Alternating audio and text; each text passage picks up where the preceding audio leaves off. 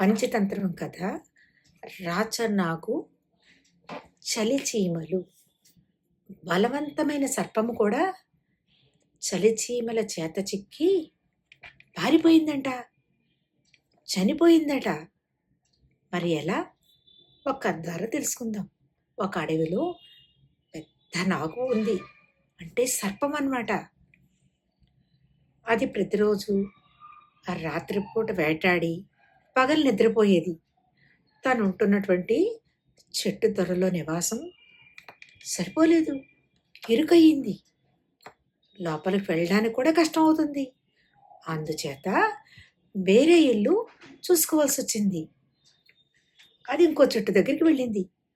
ఆ చెట్టు కింద చిన్న చిన్న బుజ్జి బుజ్జి చలిచెమ్మలు ఏర్పాటు చేసుకున్నటువంటి పెద్ద పుట్టని చూసింది.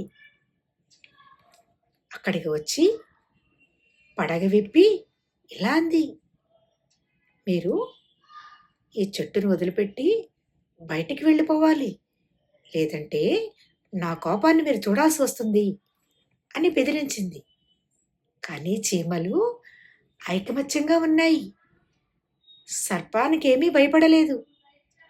వెంటనే అవన్నీ పుట్టలోంచి వచ్చి ఒక్కసారిగా సర్పాన్ని, అంటే పాముని గట్టిగా చుట్టుముట్టేసి కొట్టడం మొదలుపెట్టింది.